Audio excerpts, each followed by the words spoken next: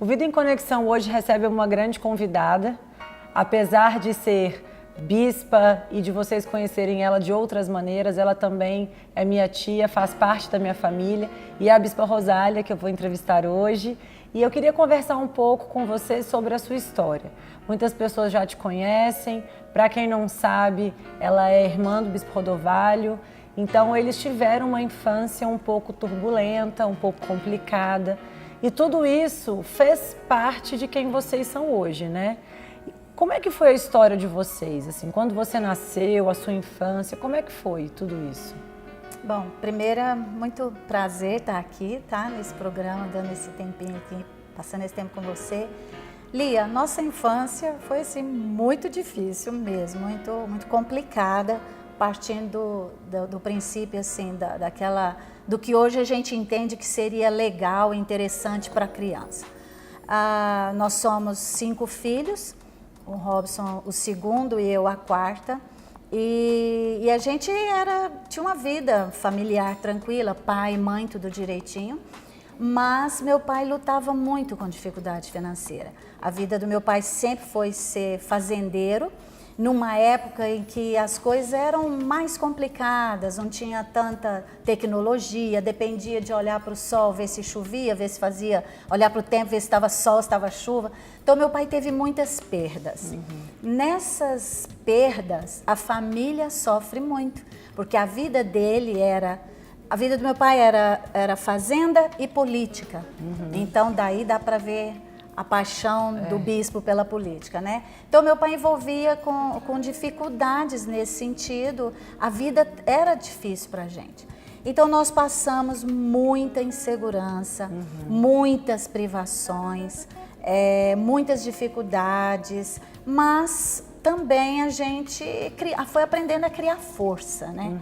E houve uma época na adolescência, especialmente da minha irmã mais velha e do Robson, em que cada um deles passou por um acidente muito grave.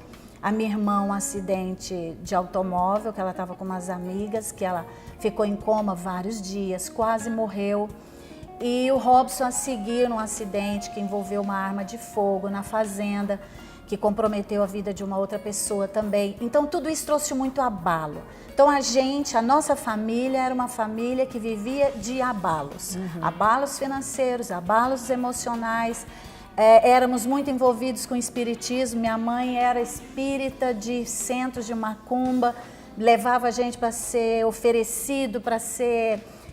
eu fiz cirurgia em centro espírita, recebia passe, bebia água, aquelas águas santificadas. Então era uma vida muito estranha, muito pesada, carregada, espiritualmente muito carregada.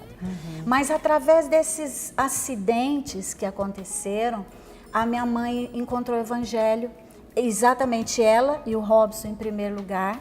Eles encontraram a Deus, se converteram.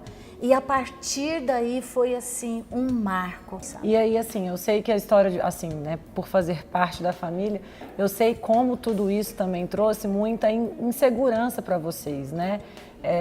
O seu pai, meu avô, ele era uma pessoa muito difícil de temperamento. Com tudo isso, você é uma mulher. Como foi para vocês também lidar com toda uma situação onde vocês tinham que aprender a se virar?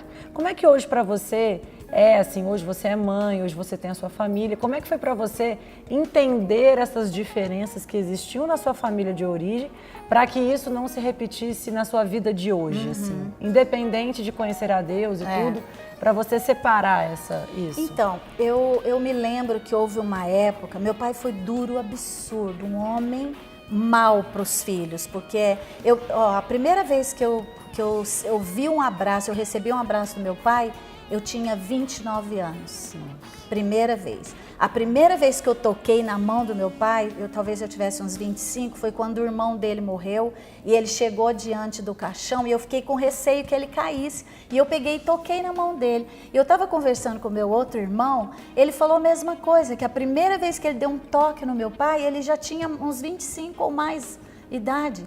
Então assim, não tínhamos afeto, não tínhamos carinho, não tinha nada. A gente que sabe o quanto isso é vital para um ser humano, imagina crianças sendo criadas num ambiente de um coronelismo absoluto. A gente ouvia o barulho do carro do meu pai chegar, sumia, todo mundo desaparecia. Com medo, morrendo de medo. Mas criança sempre acontecia alguma coisa, estava brincando, ele chegava, ouvia barulho, batia em todo mundo. Eu me lembro uma vez, a gente estava pulando uma cama, quebramos a cama, apanhou todo mundo, ele não queria nem saber por quê. Então era aquela coisa estranha, aquele ambiente de medo, de insegurança. Eu cresci com muito isso forte dentro de mim, com muita raiva. Eu carreguei muita raiva do meu pai, muita. A um ponto de um dia eu decidi, eu tinha 10 anos, eu me lembro do pensamento de vingança que eu tive. Eu falei, um dia eu vingo do meu pai. E eu me usei para vingar isso a escola, porque eu era excelente aluna e um dia ele me pressionou para ler um texto que eu não conseguia, eu não tinha idade suficiente para ler.